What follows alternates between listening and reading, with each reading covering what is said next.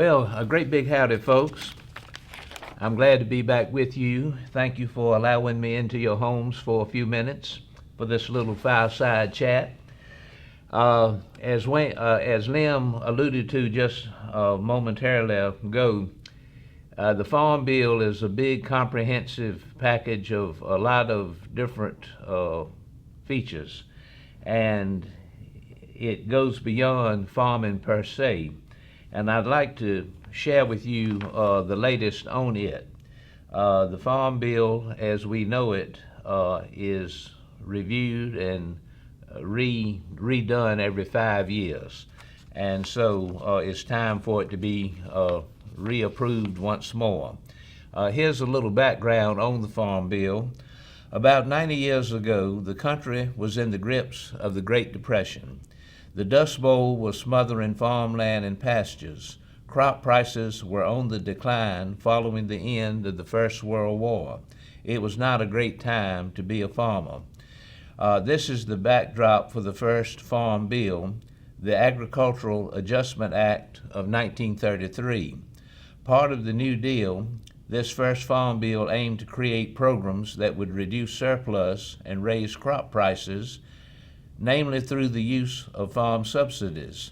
5 years later, legislators replaced the Agricultural Adjustment Act of 1933 with, and you guessed it, the Agricultural Adjustment Act of 1938, which established the Federal Crop Insurance Corporation and included soil conservation measures.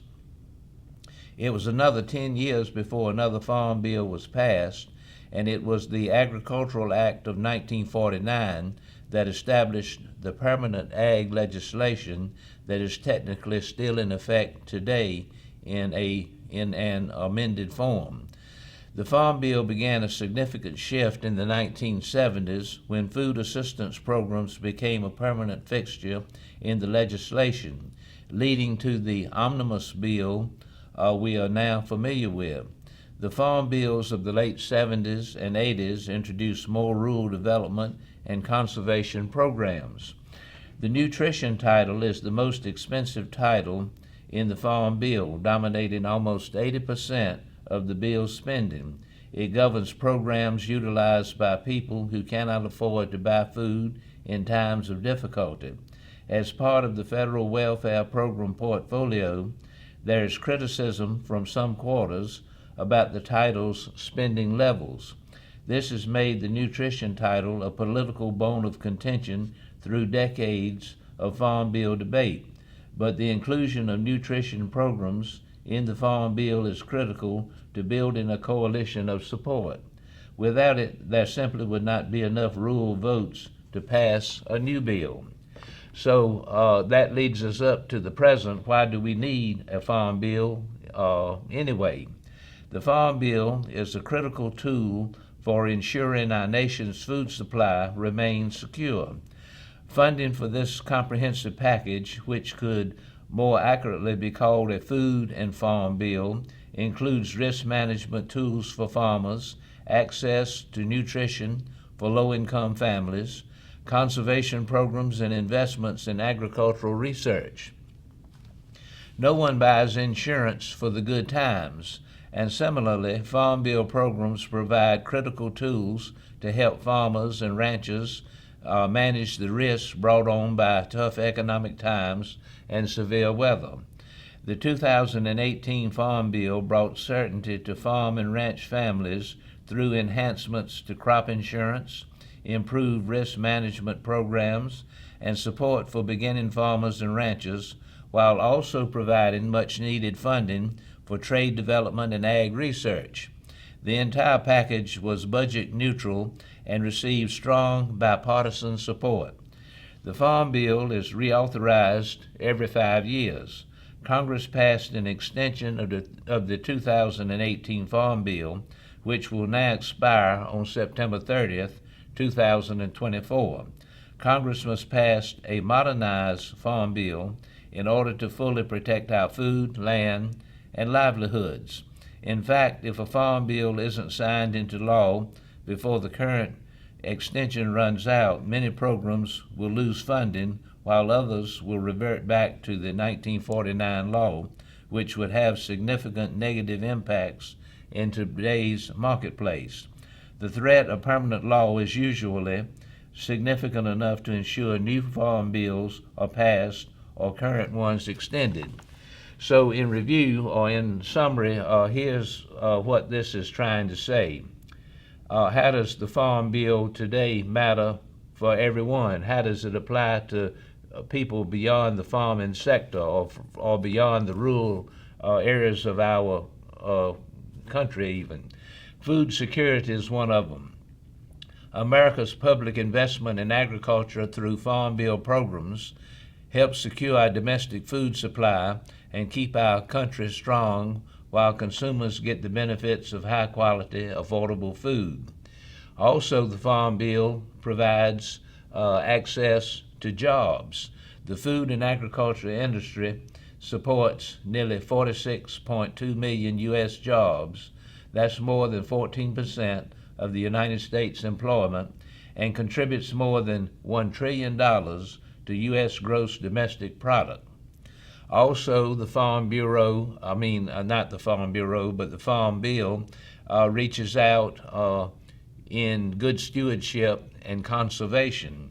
The Farm Bill's investment in ag research and conservation programs are critical to ensuring the productivity and sustainability in our farms and domestic food supply. The Farm Bill also reaches out to risk management. We all depend on the success of American agriculture, so it's important for America's farmers and ranchers to be supported by strong farm programs as they face down weather disasters, high supply costs, and inflationary pressures. Managing risk is critical to keep food on our tables. Then also, last but not least, addressing hunger. The Farm Bill includes nutrition programs intended to ensure the most vulnerable among us have access to healthy, affordable food. These facts in this presentation I've just shared is from the North Carolina Farm Bureau and their research on this subject.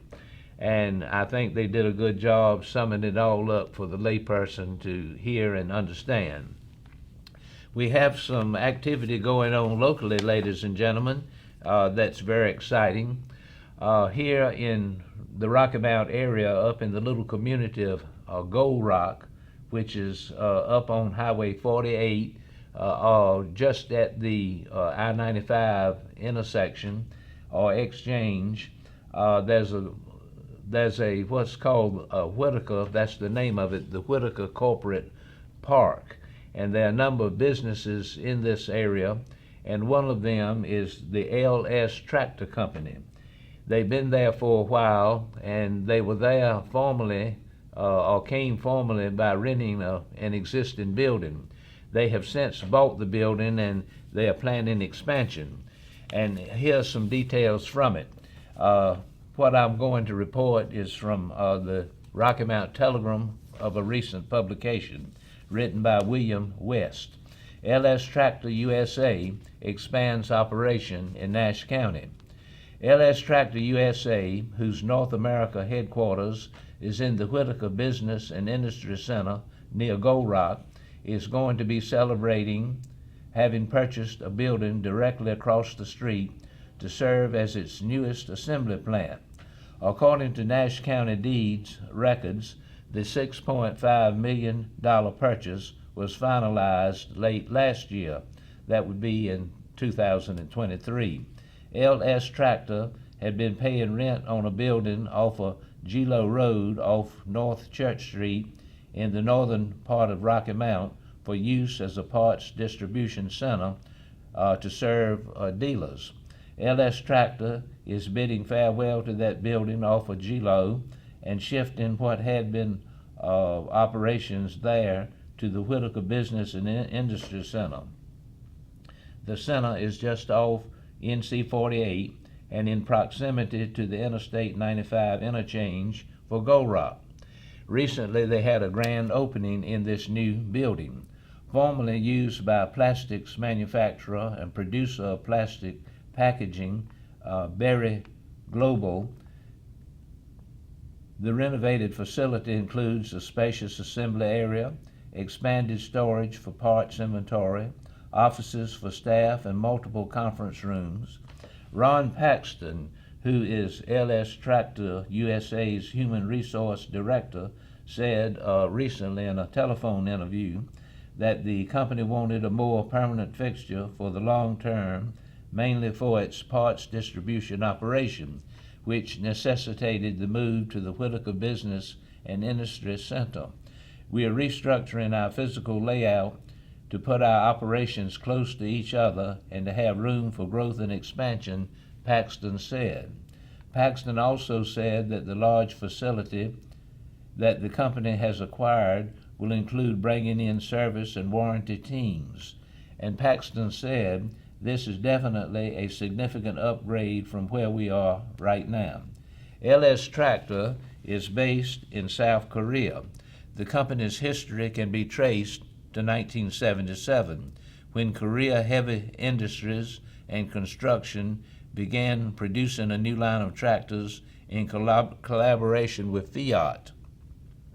In 1983, Korea Heavy Industries and Construction's tractor division was acquired by LS Mtron, which resulted in the name LS Tractor, with LS standing for Leading Solution. In 2009, LS Tractor USA was established in northeastern Nash County. Paxton recently said that LS Tractor USA also has offices in Raleigh, where marketing and sales teams work, and that LS Tractor USA also has opened an assembly plant in Palestine, Texas, which is in the eastern part of the Lone Star State. Paxton said that a large customer base of LS Tractor USA is composed of people or farmers with a small number of acres of land who need a tractor to be able to do chores and tend to their properties.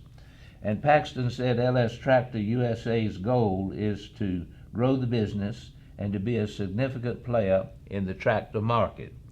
This is where our genesis is, and this is where our largest operations are, Paxton said. The new warehouse will house the parts department, IT, warranty, in-house service, and additional assembly, the company said in a press release. Once more, to review where it is, located at 6941 Corporation Parkway, the new warehouse is a 100,472 square foot facility sitting on 9.71 acres of land, according to the company's news release. LS Tractor has been in the area for a time, but they are expanding, and it appears that everything about this is good and positive, and we welcome their expansion and appreciate their corporate stewardship in our community. LS Tractor, it sounds really exciting. Going back a ways, I'd like to share with you a little bit about some history locally. This goes down to Edgecombe County in Tarboro, North Carolina. And here's an overview of what is known as the Tarboro Cotton Press. Located on the northwest corner of the Tarboro Town Common is a large wooden structure that dates back to the 1840s. Some people erroneously refer to it as a cotton gin, thinking it is the type of machine patented by Eli Whitney in the late 18th century that increased the production of cotton. The item on the common is actually a cotton press, and sometimes it has also been referred to as a fruit press. A cotton gin, short for engine, originally was a smaller machine that was used to remove the seeds from the cotton. Although Eli Whitney received the patent, he was not the only person to design such a machine, and many forms existed. One example of a cotton gin is in the agricultural tool collection at the Blunt Bridges House Collection. Gins vary in size, and could be small enough to fit on a table or large enough to occupy a room. The cotton press was moved to the town common, and this is in Tarboro, NC, the county seat of Edgecombe, in the late 1930s to preserve it. In the 19th century, Edgecombe County had over a dozen of these presses located on the larger plantations in the area, but this one is believed to be the last one in the state of North Carolina. It may also be one of the last ones in the South. Obsolete now, at one time in the mid-19th century, cotton presses were the major agricultural machine when Edgecombe County annually produced thousands of cotton bales. In the late 1850s, Edgecombe County was the largest producer of cotton in the state. The press was made entirely of wood. The frame beams were hand-hewn from pines that were at least 180 years old, according to the rings in the timbers. The support across beams are a square foot in diameter. The screw of the press is made out of the trunk of an oak tree. The press is 22 feet high and stood under a large shed. To operate the press, a pair of mules or oxen would walk around the press while farm laborers loaded the cotton into the frame that was lined with burlap. When the top of the press was turned, a large screw wound down, pressing the cotton into a bale that weighed about 400 pounds. When the bale was full, the burlap was tied around it. Then the bale would be rolled on small logs and loaded onto wagons to be taken to the train depot or the docks by the river to ship the raw cotton to a mill. Drawings of the press and photographs taken in 1940 can be found on the Historic Buildings of American Survey website sponsored by the Library of Congress. A working model of the press made by Henry Clark Bridges, Jr. is on display in the Edgecombe County Memorial Library. The press was sometimes called a fruit or wine press because fruit was squeezed in the machine so the juices could be collected to make cider or wine. Edgecombe County had a reputation as early as the 1780s for producing fine cider and brandy. The wood for the press was cut by hand, possibly by slaves, and demonstrated some of the fine craftsmanship of the time. Again, in review, this artifact, you might say, could be the last one in the state, or could be the last one ever, that is the wine press. And a number of these devices have been invented or restyled over the time of its use back in the mid-18th to early 19th centuries. To conclude this, according to deed records, the wine press or cotton press was made, and it was designed and improved by a gentleman named Isaac Norfleet.